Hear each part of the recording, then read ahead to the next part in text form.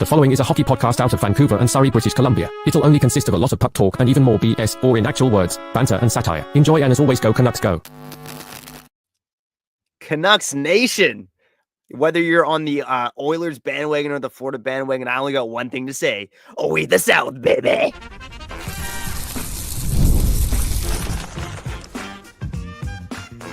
You're Locked On Canucks, your daily podcast on the Vancouver Canucks.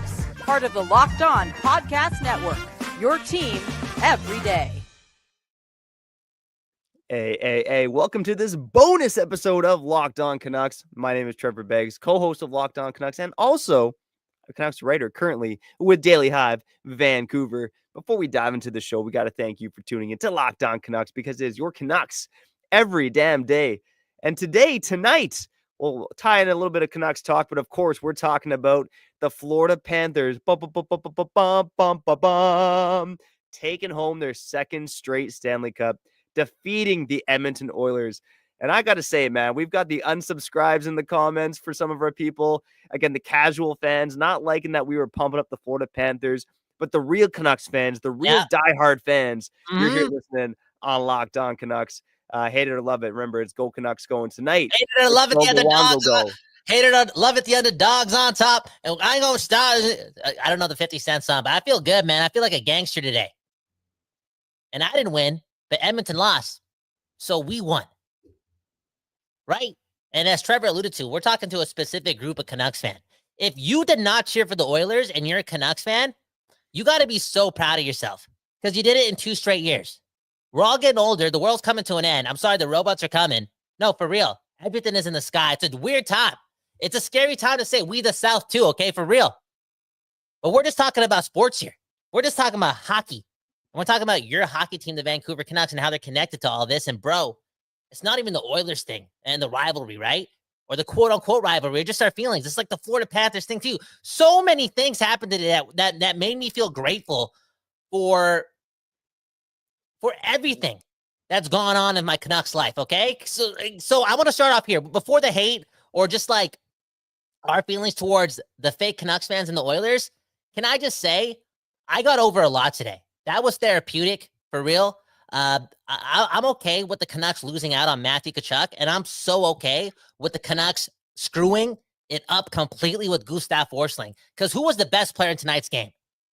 It was probably Gustav Forsling and Sam Reinhart, but dude, I'm so happy the Canucks lost those 2 guys.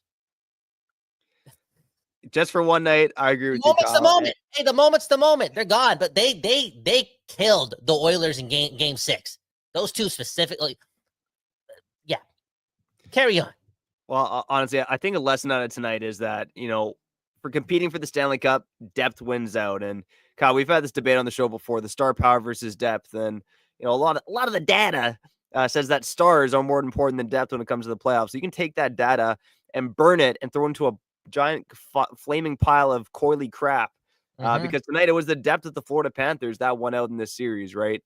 Again, when you're the Edmonton Oilers, and look, full disclosure, I mean, look, I've been saying we the South, come on, go Florida, go. Yeah, I honestly thought Edmonton was going to win this series, right?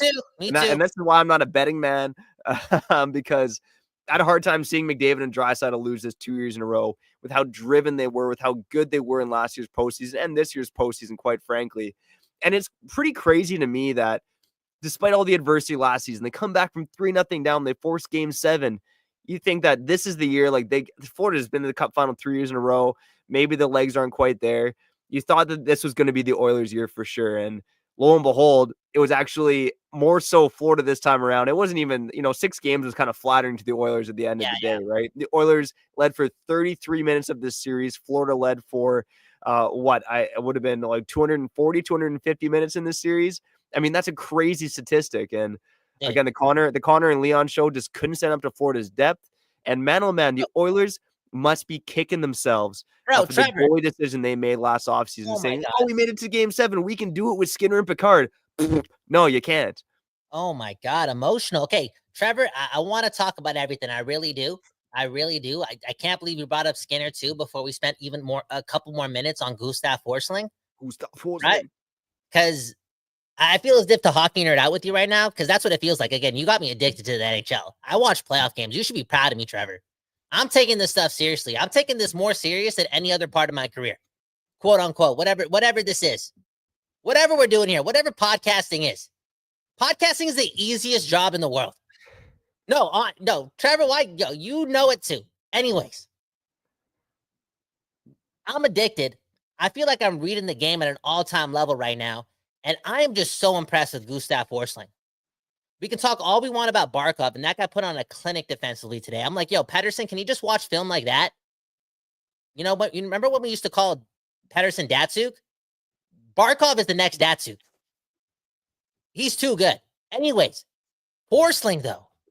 The Oilers look good in the first period, and I feel as if, quietly, some of the game just shifted the other way when McDavid tried getting by Forsling, and Forsling was like, hell no.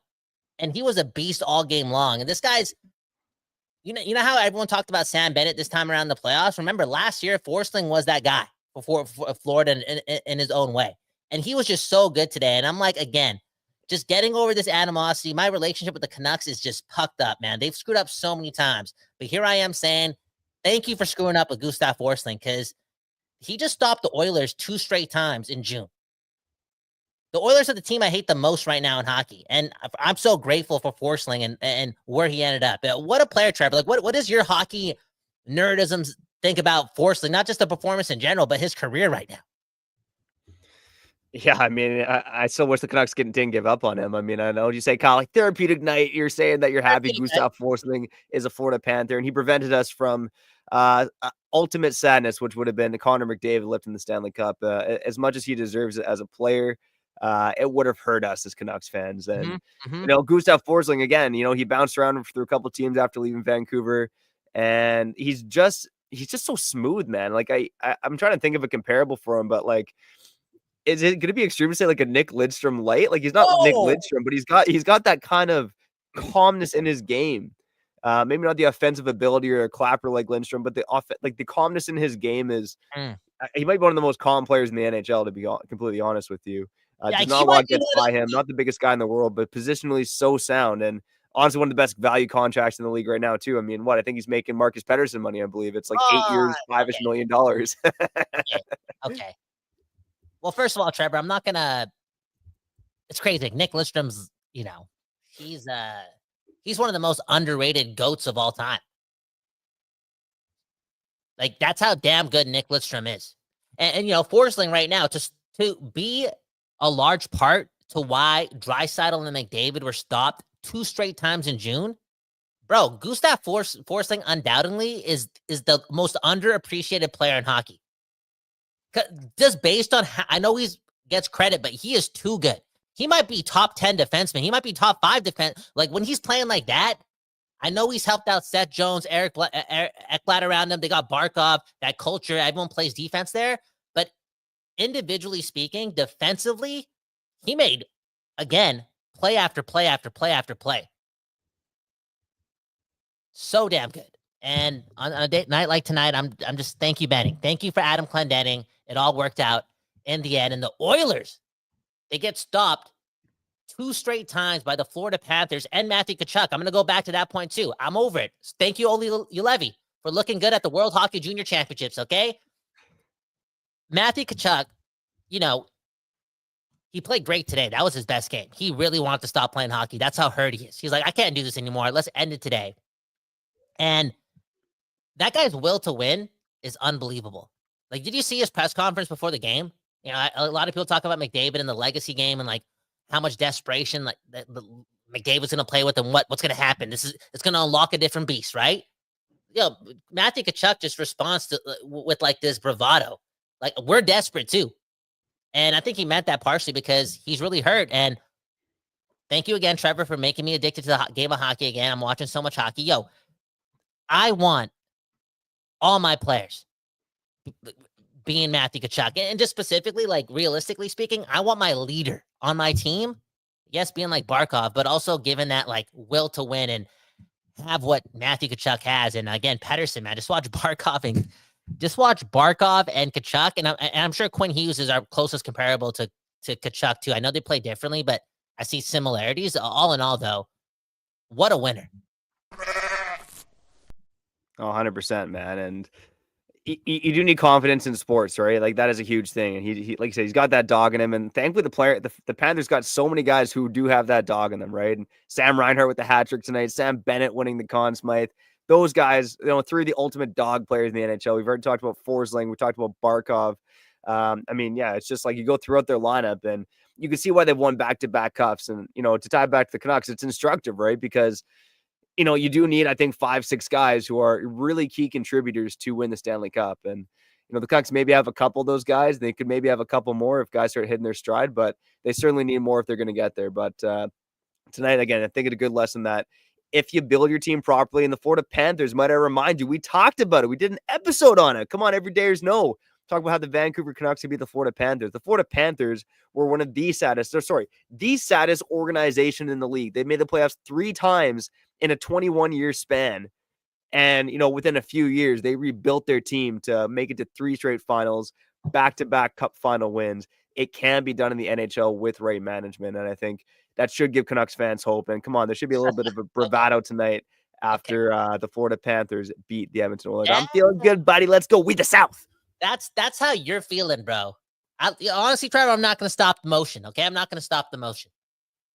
Right, a couple good selections, a couple good waiver pickups. And so speaking of which, I know this guy wasn't a waiver pickup, but maybe you should leave watching this right now and not hit the like button, because like 8 months ago, I compared Eric Brandstrom to possibly being the next Gustav Forsling on a cheap, because I was desperate. I'm desperate, and I was missing Gustav Forsling. All in all, though, I was wrong. He was right, and just what a player, Matthew Tkachuk, what a player, and the Florida Panthers, man, just what a team. I guess the last Florida connection to like the Canucks, and it's crazy. I guess I'll package both of them together. It's Luongo and Marchand. I'll let you have the floor. I'll give you those 2 points. Talk about it. Yeah, Roberto Luongo. I mean, yeah, obviously a damn shame he didn't win a cup here in Vancouver, but now he's got his 2 cups, right? One of the best goaltenders in NHL history. He deserves this, man. Like, honestly, it's nice for Luongo. I'm curious what he's going to be eating out of the cup this time around. He went with a gnocchi last time. I'm wondering if he goes with a nice homemade tortellini this time, man. Get a little meat inside those spaghetti balls, And for Brad Marchand, I mean, what a finals for him, man. And look, he's obviously a rat. He's obviously a dirty player. He's obviously, for a lot of reasons, not liked in Vancouver. Yeah. But you got to respect what he did in the finals, because he was absolutely lights out. And honestly, one of the best, he'll go down as one of the best deadline pickups in NHL history. The fact that the Florida Panthers got a conditional first, it ended up being a first because they made it to the Cup Finals, a conditional first for Brad Marchand, easily one of the best trade deadline pickups in NHL history. Yeah, and I wouldn't be surprised if there's like that Netflix docuseries called Untold, where they like do sports documentaries. I wouldn't be surprised if like in 18 years they find out that Florida, there's a lot of stuff that goes happen in Florida. I've seen the stuff about Pablo Escobar. Okay, I've seen it. I've seen the connections. I know geography. Okay, maybe in 15 years, the reason why that trade happened is because someone in Florida gave the city of Boston, not just the Boston Bruins, somebody in Florida gave the city of Boston $100 billion. Because the fact that he was even got for a conditional second at the time, or whatever it was, right, is ridiculous. Ridiculous. But hey, I wonder if Brad Marchand only wanted to go to Florida, and I wonder if he, out of respect for him, the Boston Bruins were like, okay, we couldn't give him the money we wanted. He's a legacy Bruin. I can't believe we're talking about Brad Marchand like this, like dissecting his damn career. But maybe they're like, you know what? Let's just, for whatever you want Brad Marchand for, take him, because he quote unquote deserves it. Bro, this guy, again, I would never want my son or daughter to be like Brad Marchand. You watch the highlights. There was a long time in his life where it feels like, I know he was playing hockey, and hockey's a game. Hockey's a sport. It's different than the real world. But yo, this guy was dangerous. Lethal. Could have went to jail a couple times. That's what it felt like, man. And here we are, just thanking him for giving Luongo another Stanley Cup. But Trevor, before we get to break, did you see what Luongo did before the game, like banging the drum again? And did you notice that he had the microphone still on, and he was dropping a lot of F-bombs? Like a lot of F-bombs. No, he was. Watch it. It was so electric. It got me ready for the game. And again, this jealousy that I had of the Florida Panthers, and again, Trevor, you know me better than anyone. We've done a million episodes of talking hockey, straight up. And I used to tell you, like, yo, if Florida wins a cup before us, and this is when they sucked, when you had them last on your misery rankings, I was like, dude, I'm giving up. I'm getting an arranged marriage. I didn't find the love of my life at that time, but I'm like, yo, I'm not that giving up is getting an arranged marriage. I'm just saying I'm becoming a family man. One of my goals in my life is to give my parents grandchildren. You know what I'm saying? Like, evolve, like, not think about myself. I'm like, it would take me a lot to get there before my goals came to be. But if Florida beat us to a cup, I'm going there. Because what the hell's the point of life? And what the hell's the point of being a good person? Right? Where am I going with this? All in all, the fact that Luongo got 2 with them as an executive, so be it. But just seeing his passion, there's a connection there. You know what I'm saying? It's very nostalgic because I remembered how intense he was for the Canucks. Yeah, 100%. Right, one of the best Canucks in franchise history. And here he goes celebrating his second Stanley Cup win. Okay, on the other side, I do want to unload about a couple more thoughts on the Edmonton Oilers, and let's talk a little bit about the Edmonton Oilers goaltending situation. And is there a need for one of the Canucks goaltenders? Could Archer Shelovs be the guy for Edmonton? Hey, you almost beat them once. Hey, if you can't beat them, join them, baby. Let's go. We'll be back on the other side here on Locked On Canucks. All right, let's shout out our friends over at wonderful Pistachios. Man, oh man, a couple of nuts here on Locked On Canucks. You know how we got so nutty? We cracked into a bag of wonderful pistachios, and I've never been the same since. Wonderful Pistachios. Hey, it's one of the highest protein nuts, okay? You want pythons like these? Oh my God. Each 1 ounce serving has 6 grams of protein, giving you over 10% of your daily value. Plus, Wonderful Pistachios is packed with fiber and better for you unsaturated fats to help keep you feeling fuller for longer. And personally, I love the no shells variety. I pop those naked nuts in my mouth morning, noon, and night because it's the perfect grab and go snack for celebratory times, baby. And you feel like a tease. The in-shell options are also a classic favorite. So whatever nuts you put in your mouth, make sure you get snacking and get cracking with the snack that packs a protein punch. Visit wonderfulpistachios.com to learn more. That was the greatest peanut commercial of all time.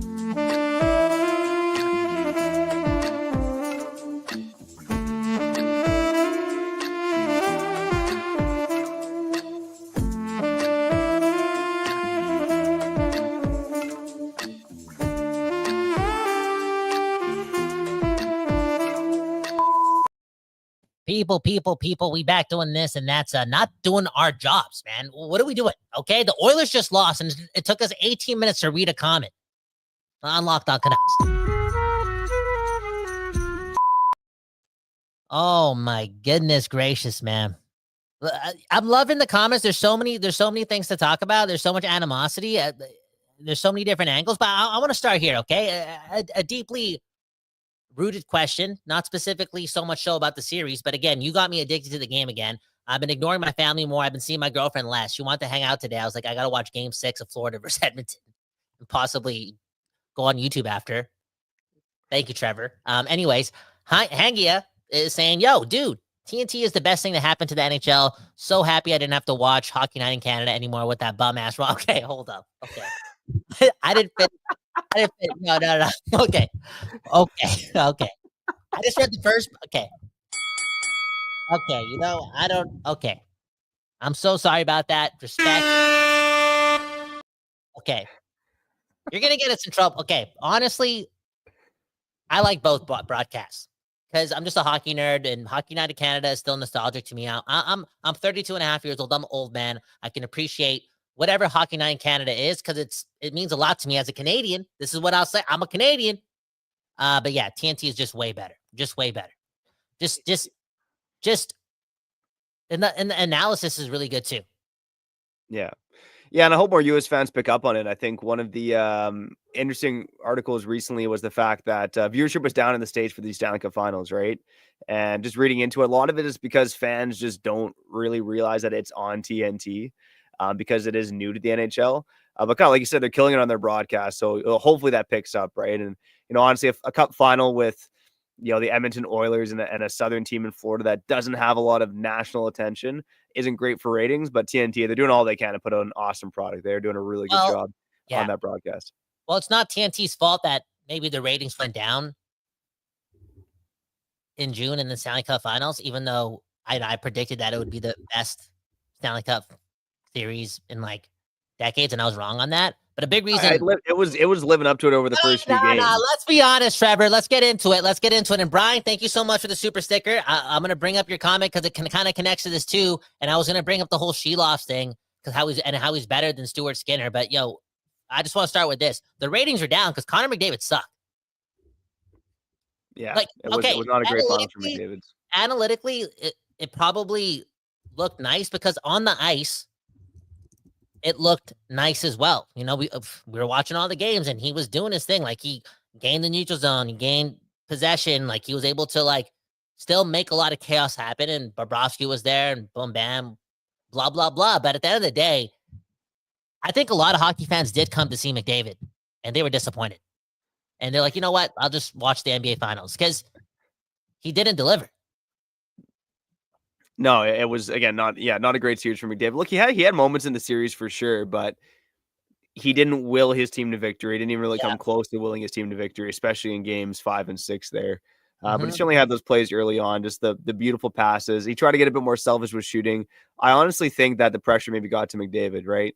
Yeah. A lot of pressure on himself, a lot of pressure from, I guess, the rest of Canada, if you want to phrase it that way. But at the end of the day, I'm a big believer in karma too. And you look at the Edmonton Oilers and, maybe they shouldn't have hired a GM in Stan Bowman, who was at the center of a pretty big controversy in 2011. Maybe they shouldn't have employed Stuart Skinner and Calvin Pickard, two below average, mediocre ass goaltenders. Maybe they shouldn't have employed two bums in Corey Perry and Evander Kane, two absolute scumbags. Maybe you shouldn't have done those things, and maybe things would have been different for the Edmonton Oilers. Trevor, I didn't hear a thing, but I heard everything, brother. I heard everything. You used the word karma, and you brought up Stan Bowman. But again, Trevor, like, let's just hockey nerd out here. And I don't know if you said this because my headphones were off because you got me going. Maybe this is karma for being gifted not only the opportunity to go to 2 straight Stanley Cup finals, but remember, like, this team had like 4 first overall picks. I know a lot of them didn't pan out. I mean, you still got McDavid and Nuge, half of them. But what other franchise? Because now we all know it. We know this draft lottery thing is rigged to some extent. Like, some stuff's going on here. Okay, some stuff's going on here. Yeah. Anyways, they got 4 of them in a row. And, yeah, I know I'm connecting both that and them losing 2 straight Stanley Cup finals. It doesn't necessarily make sense because, getting there is hard enough, but, losing 2 years in a row, I'm starting to think, you brought up the pressure that he's putting on himself. Now he's lost 2 Stanley Cup finals. Like, that's on your resume. I'm starting to think there's a chance that the Oilers only have, 12 more months of Connor McDavid and that he is going to go to unrestricted free agency. Yeah. There's a chance of it, right? It's funny. I was actually talking to a Leafs fan on my ball hockey team, and I'm like, "Who are you cheering for?" And he said he was cheering for Florida, not because he wanted Florida to win, because he wants McDavid to go to Toronto, which is, again, Toronto and Edmonton are probably the last 2 teams I would cheer for. I've made that pretty clear on the show here on Locked On Canucks. But again, for tonight, I'm a happy man because the Edmonton Oilers will not be ending Canada's Cup drought. Okay, Kyle, let's pause for a break here. Comments are popping off. I do want to talk a bit more about Canucks goaltenders and could one of them be heading to Edmonton? Let's get to that on the other side here on Locked On Canucks. And before that, remember, we the South, baby.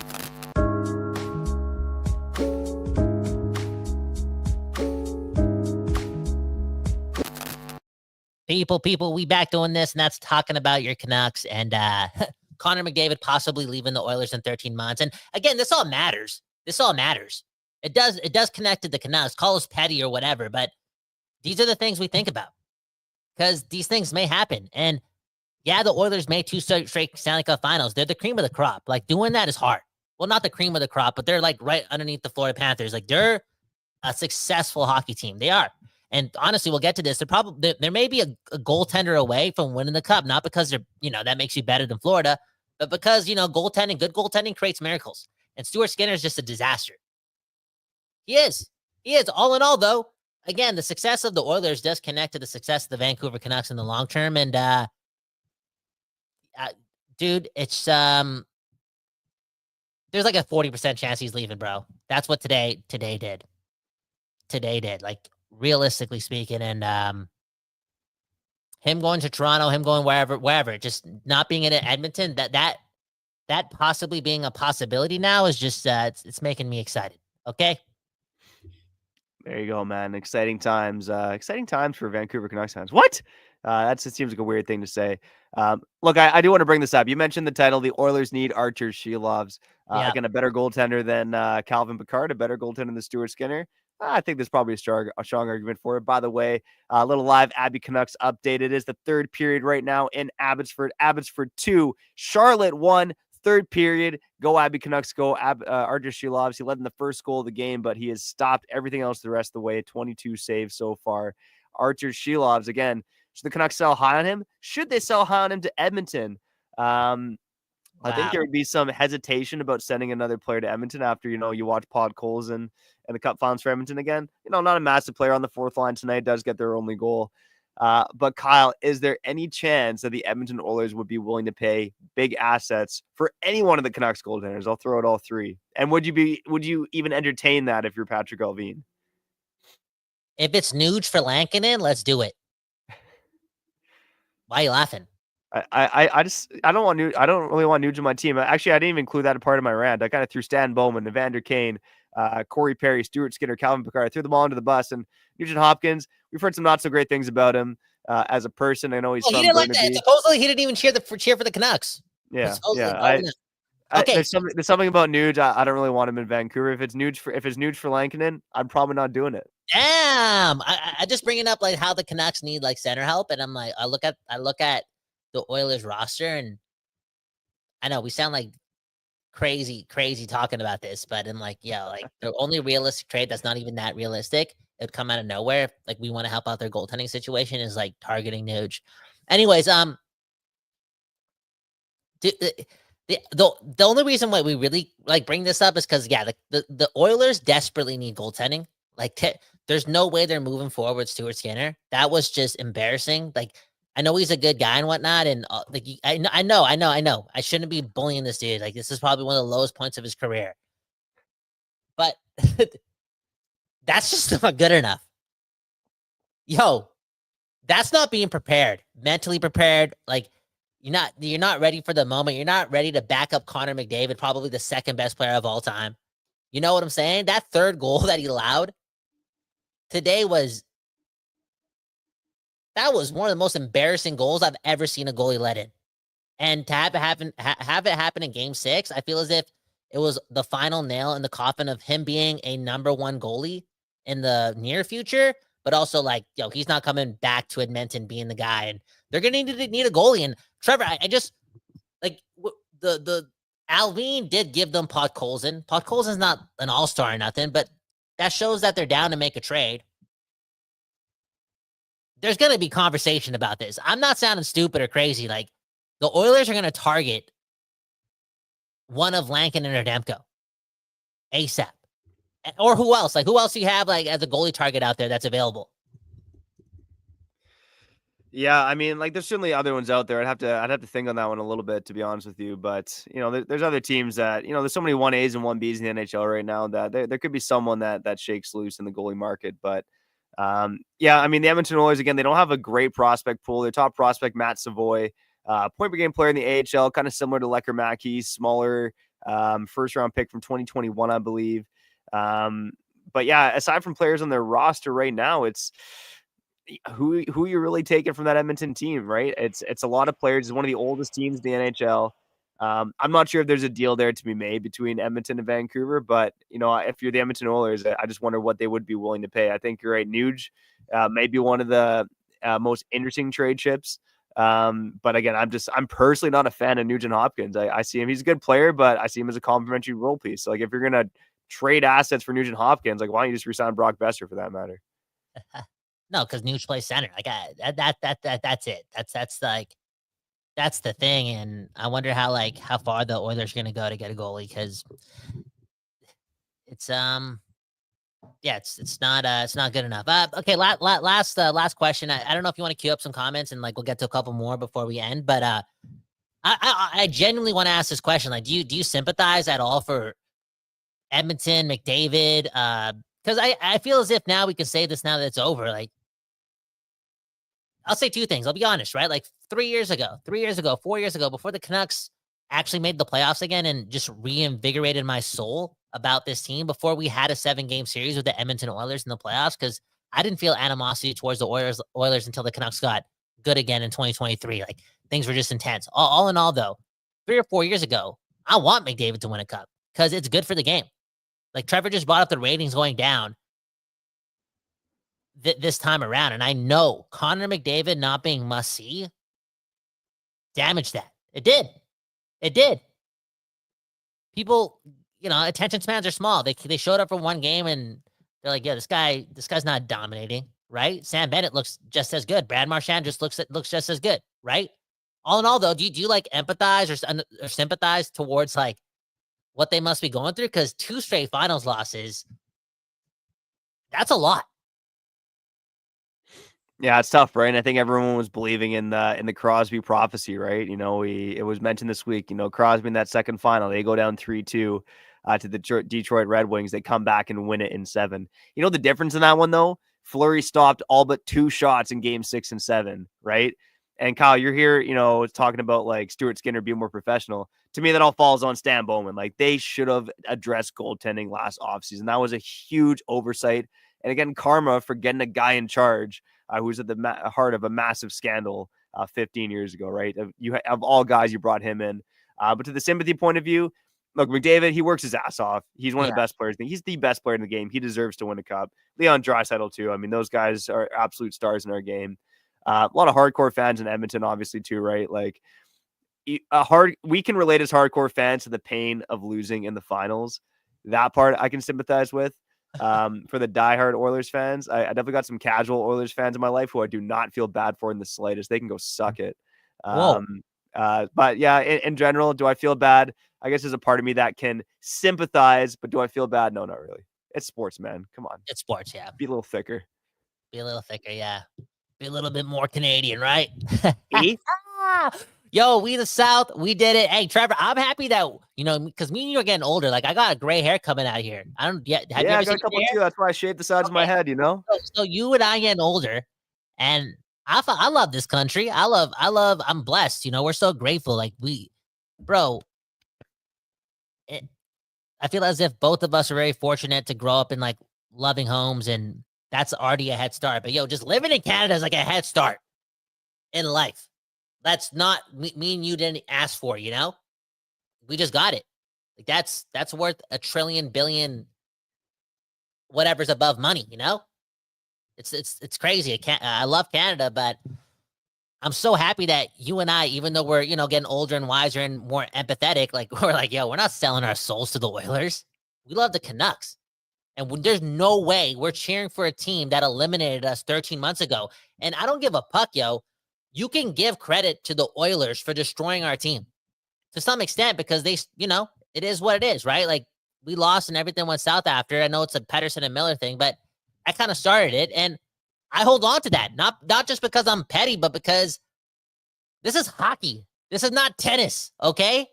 This is not golf. This is not baseball. This is not basketball. When we watch playoff games and we go to a 7-game series, these guys may not be able to like pick up their kids at 50 because what they're trying to do for the city of Vancouver when they're playing in the playoffs. And if they're going to war against Edmonton, quote unquote, sorry, that's the wrong word to use right now, my bad. But if they're going to battle and trying to like, obviously do things for themselves and reach their wishes and their quotas, like, but also give us that joy and possibly give us that hope and give us that passion, give us that escapism at the expense of like, some children's game, but also physicality. Dude, I'm not cheering for the team that beat them. And I'm telling you, Canucks fans, and if you have Canucks fans around you that cheer for the Oilers, you got to sit them down and let them know not just all of that, but also, you think Quinn Hughes is, you think he's cool with Canucks fans cheering for the Oilers? You want to make that guy stay an Uber competitor? You think these guys dream to play in front of fans? That's like the craziest job in the world. They dream of that. You think they want their fans cheering for the Oilers after losing to them 13 months ago? That's embarrassing. It's embarrassing. Oh, but Canada's team, it's not the Olympics. Oh, but Canada's team, shop local.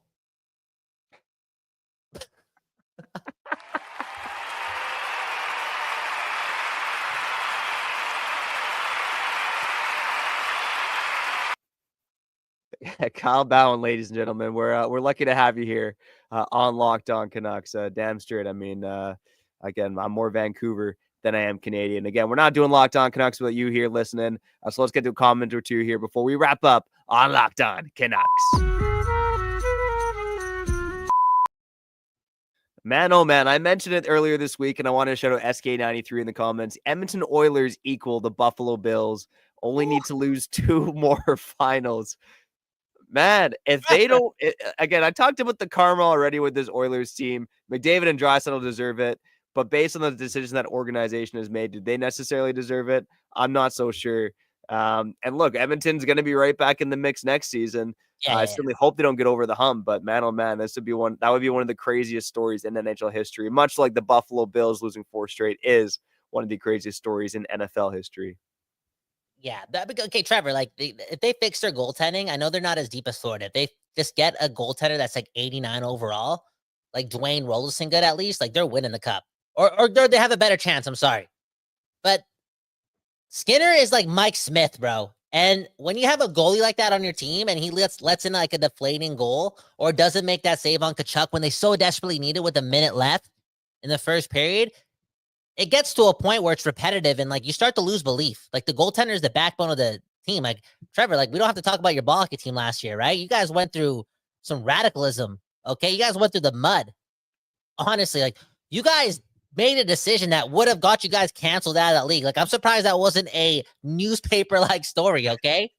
But goaltending's like, yo, you have to make a decision because you guys wouldn't be able to win with a bad goaltender. Like, no matter who you have on the team, especially when you're playing like a pretty stacked team in Florida. Like, that's a very deep offensive team. Yeah, they're gritty and they're the best at forechecking. Then they finish all their checks and they're so good defensively, but they got skill everywhere.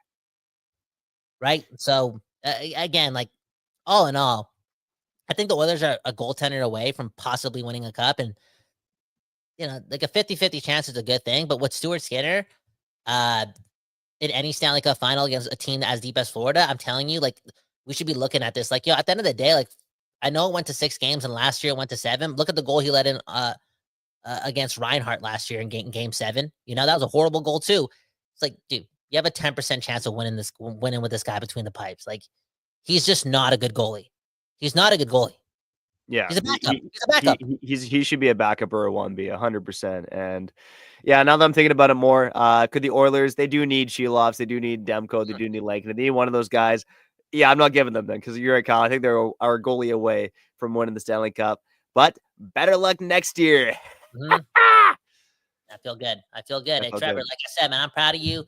I actually thought you were going to get soft this year. Again, Trevor Beggs, like, can everyone give him a round of applause? And can you guys hit the like button? Because, yeah, it helps out the algorithm or whatever. And it just helps the show out. And one man's a family man and one man's a boyfriend. Do the math. All in all, though, Trevor Beggs, man, speaking of being a family man, I thought you were going to get soft because family matters. I know family is first to you, and it's the most important thing in the world. You told us your wife and daughter were cheering for the Oilers. And I'm like, you know what? If you end up cheering for the Oilers just in your household, I'm not going to say anything. I'll lie to the people and just say you're the most loyal person I know. But, Matt, you did not even budge a second, which, okay, makes me question how strong of a family man you are, but doesn't make me question your loyalty, Trevor. I'll tell you what, Kyle, before we get out of here. Throughout my whole time growing up, and it's been like this way in my family, in 2004, when the Flames made it to the finals, I was cheering for Tampa. In 2006, when the Oilers made it to the finals, I was cheering for the Carolina Hurricanes. And again, over the last couple of years, I was cheering for the Florida Panthers. I mean, if it's the Canucks rival, if it's Edmonton, if it's Calgary, if Toronto ever make it, there's no way in hell I'm cheering for those 3 teams. If those 2 made in the finals, that's a different story. We'll get to that nightmare if that ever happens. But for now, like Hanji said in the comments, please, hockey gods, bless us. They bless us tonight. Help us again with the Vancouver Canucks and help us out in the show by, again, sharing with your friends, hitting the like button. It helps us out a lot. Again, the season's over. We'll see what happens. A fascinating offseason coming up for your Vancouver Canucks. We'll be back to cover it tomorrow. And remember, for one more time, we the South, baby. Yo, the movement works.